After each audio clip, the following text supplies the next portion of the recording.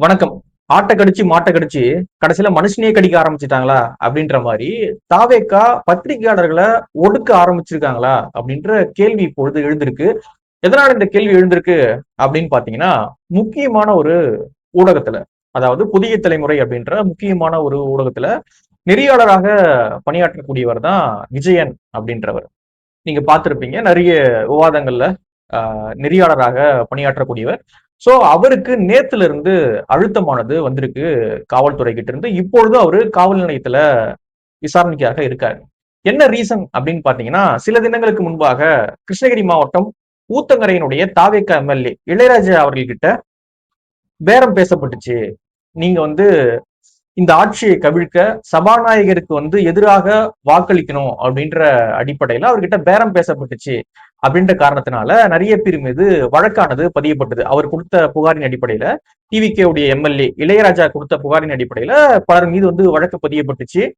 கிட்டத்தட்ட 8-9 பேர் கைது செய்யப்பட்டாங்க. அதே போல செந்தில் பாலாஜி அவருடைய தம்பி இப்படின்னு நிறைய பேர் மீது வழக்குகள் இருக்கு. செந்தில் பாலாஜி அவங்க தம்பி அசோக் எல்லாமே ஜாமீன்ல இப்பொழுது இருந்துகிட்டு இருக்காங்கன்னு வச்சுங்களேன்.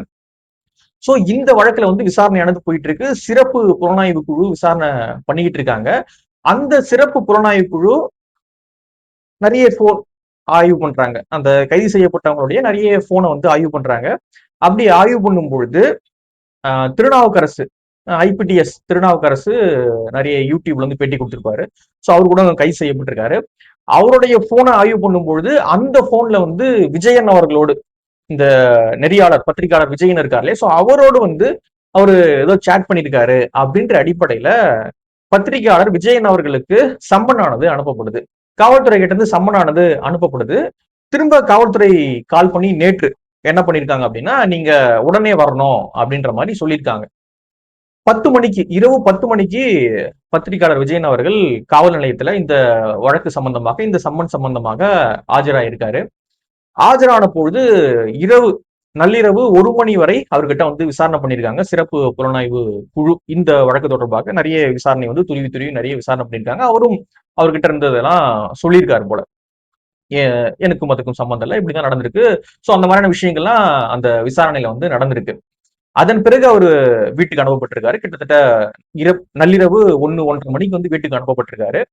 திரும்ப உங்களை விசாரிக்கணும் அப்படின்னு திரும்ப கூப்பிட்டிருக்காங்க. சோ இப்பொழுது நம்ம வீடியோ பதிவு பண்ணக்கூடிய இந்த நேரம் வரை அவர் காவல் நிலையத்துல தான் இருக்காரு. அந்த போன் அவருடைய போன்லாம் பிடிங்கி வச்சுக்கிட்டாங்க, சிறப்பு புலனாய்வு குழு பிடிங்கி வச்சுக்கிட்டாங்க அப்படின்ற செய்திகள்லாம் வந்துகிட்டு இருக்கு. பத்திரிகையாளர் சங்கம் கண்டனம் தெரிவிச்சிருக்காங்க. அதே போல நிறைய அரசியல் கட்சி தலைவர்களும் கண்டனம் தெரிவிச்சிருக்காங்க. அவருடைய போன் உட்பட எல்லாமே புடுங்கி காவல்துறை வச்சிருக்காங்க. ஒரு விசாரணைக்காக காவல் நிலையத்துல இருக்காரு.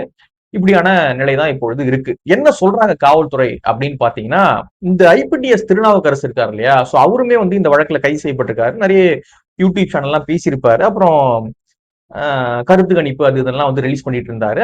அவர் ஒரு நேர்மை இல்லாத ஒரு மனிதர், அது மட்டும் தெரியும். ஏன்னா முன்னொரு காலத்துல, இப்போ இல்லைங்க, முன்னொரு காலத்துல அவரோடு பழகியிருக்கேன், நேர்காணல் செய்திருக்கேன். அவரு அவரை யார் யாரா நேர்காணல் செய்திருக்காங்களோ அவங்க எல்லாருமே சொல்லுவாங்க அவருடைய தரம் என்ன அப்படின்றது. ஒரு நேர்மை இல்லாத ஒரு மனிதர் தான் அவரு. இந்த வழக்குல கைது செய்யப்பட்டிருக்காரு. விலை பேசினாரு, எம்எல்ஏவை விலை பேசினாரு அப்படின்ற அடிப்படையில பேரம் நடந்தது அப்படின்ற அடிப்படையில, குதிரை பேரம் நடந்தது அப்படின்ற அடிப்படையில கைதானது நடந்திருக்கு. அவர் ஒரு மோசமான ஆள் தான், அதுல மாற்று கருத்து கிடையாது. நேர்மை இல்லாத ஒரு மனிதர் தான் ஐபிடிஎஸ் திருநாவுக்கரசு அவர்கள், அதுல மாற்று கருத்து கிடையாது. சோ அவரோடு பத்திரிகையாளர் விஜயன் அவர்கள் சேட் பண்ணாரு அப்படின்னு காவல்துறை அவருடைய போன்ல இருந்து கண்டுபிடிச்சிருக்காங்க. திருநாவுக்கரசு அவருடைய போன்ல இருந்து கண்டுபிடிச்சிருக்காங்க. அவர் போன்ல இவருக்கு சேட் அனுப்பியிருக்காரு, நிறைய மெசேஜ் எல்லாம் பண்ணியிருக்காரு அப்படின்ற அடிப்படையில இவரையும் பத்திரிகையாளர் விஜயன் அவர்களையும் அழைச்சி விசாரிச்சிருக்காங்க, விசாரிச்சுக்கிட்டு இருக்காங்க காவல்துறை அப்படின்றதான் இப்பொழுது செய்தியாக இருக்கு. இந்த வழக்குல பத்திரிகையாளர் விஜயன் அவர்கள் கைது செய்யப்படக்கூட வாய்ப்பு இருக்கு அப்படின்ற மாதிரியும் சிலர் தகவல் சொல்றாங்க. ஐபிடிஎஸ் திருநாவுக்கரசு நேர்மையற்ற ஒரு மனிதர் அப்படின்னு சொன்ன போல பத்திரிகையாளர் விஜயன் அவர்கள் ஒரு நேர்மையான ஒரு மனிதர் தான். நிறைய பேர்கிட்ட நான் கேட்டேன், என்னங்க அப்படின்ற மாதிரி கேட்கும்பொழுது அவங்க சொல்றாங்க, இல்ல அவரு ரொம்ப கரெக்டான ஒரு மனுஷன், இந்த மாதிரியான சீப்பான விஷயத்தெல்லாம் இன்வால்வ் ஆகாத ஒரு மனுஷன் தான் அவரு. சோ எதனால காவல்துறை அவரை கூப்பிட்டுருக்காங்க, உண்மையாகவே அங்க சேட் இருந்ததா, சேட்ல என்ன பேசினாங்க, என்ன இன்டென்ஷன் மேபி சேட் நடந்திருக்கலாம், அல்ல இன்டென்ஷன் என்ன அப்படின்னு தெரியல. ஸோ வெயிட் பண்ணி தான் பார்க்கணும் அப்படின்ற மாதிரி நிறைய பேர் சொன்னாங்க. ஸோ நேர்மையான ஒரு மனிதர், யாரையும் கெடுத்துடணும், ரொம்ப சீப்பா பிஹேவ் பண்றது அப்படின்ற விஷயங்கள்லாம் இல்லாத ஒரு மனிதர் தான் விஜயன் அவர்கள். விசாரிச்சேன், பத்திரிகை துறையில நிறைய பேர் வந்து அவரை பத்தி நல்லா தான் சொன்னாங்க. ஒன்றும் பிரச்சனை கிடையாது. ஏன் இந்த சம்மன் வந்திருக்கு, ஏன் அவர் அங்க சேட் பண்ணாரு, என்ன நடந்துச்சு அப்படின்றது தெரியல அப்படின்ற மாதிரி தான் நிறைய பேர் சொன்னாங்க. ஸோ வெயிட் பண்ணி தான் பார்க்கணும். இந்த வழக்குல, இந்த விசாரணையில வந்து கைது வரைக்கும் கூட போக வாய்ப்பு இருக்கு. விஜயன் அவர்களை வந்து கைது செய்யப்படக்கூட வாய்ப்பு இருக்கு அப்படின்ற மாதிரி செய்திகளும் வருது. ஒரு புதிய தலைமுறையில நெறியாளராக இருக்காரு. எல்லாருக்கும் தெரிஞ்ச ஒரு நெறியாளர். புதிய தலைமுறை அப்படின்ற சேனலுமே எல்லாருக்கும் தெரியும். இப்பொழுது அவருடைய கைது அப்படின்னு நடந்துச்சு அப்படின்னா, இல்ல கைது கூட விடுங்க, விசாரணை நடந்துட்டு இருக்கு அப்படின்றதே புதிய தலைமுறைக்கு ஒரு பிரச்சனைக்குரிய ஒரு விஷயம்தான். ஏன்னா வந்து ஒரு முக்கியமான ஒரு பத்திரிகை, ஒரு ஊடகம், ஒரு மெயின் ஸ்ட்ரீம் மீடியா ஆட்சியை கவிழ்க்க ட்ரை பண்ணுச்சா, ஆட்சிக்கு எதிராக எக்ஸ்ட்ரீம் வரைக்கும் போச்சா அப்படின்ற கேள்விகள்லாம் வர ஆரம்பிச்சிடும். ஏன்னா வந்து அவரு அந்த ஊடகத்துல ஒரு முகமாக இருக்கக்கூடியவர். விஜயன் அவர்கள் புதிய தலைமுறையில ஒரு முகமாக இருக்கக்கூடியவர். ஈவினிங் ஃபுல்லா அவர் தான் டிபேட்லாம் நடத்தக்கூடியவர். சோ அவர் வந்து இப்படியான வழக்குல விசாரணைக்கு அழைக்கப்படுறாரு. அவர் காவல் நிலையத்துல வச்சு விசாரிக்கப்படுறாரு. அவருடைய செல்போன் எல்லாம் வந்து பறிமுதல் செய்யப்படுது அப்படின்னும் பொழுது புதிய தலைமுறைக்கு இதுல தொடர்பு இருக்கா அப்படின்ற அளவுக்கு போக ஆரம்பிச்சிடும்.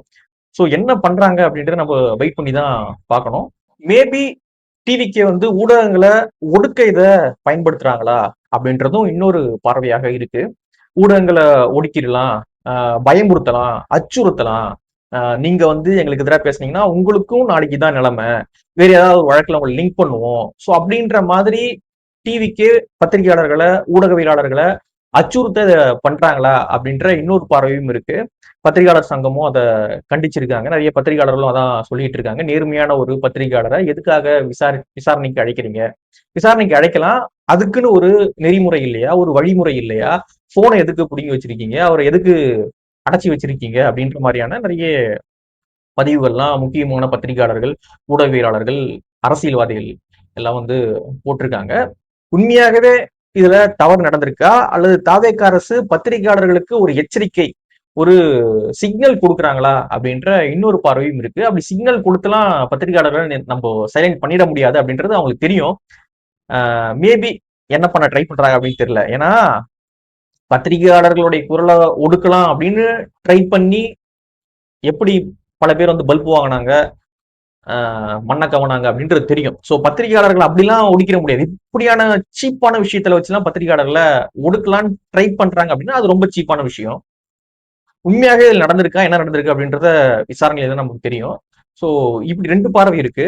உண்மையாக அங்க ஏதாவது தவறு நடந்திருக்கா என்ன அப்படின்றது ஒரு பார்வை. இன்னொரு பார்வை என்ன அப்படின்னா, பத்திரிகையாளர்களை அச்சுறுத்த ஒரு சிக்னல் கொடுக்குறாங்களா டிவிகே கவர்மெண்ட், எங்களை பத்தி பேசுனீங்கன்னா நாளைக்கு உங்களுக்கும் இதான் நிலைமை அப்படின்ற மாதிரி ஒரு சிக்னல் கொடுக்க ட்ரை பண்றாங்களா அப்படின்றதும் தெரியல. நம்ம வெயிட் பண்ணி தான் பார்க்கணும்.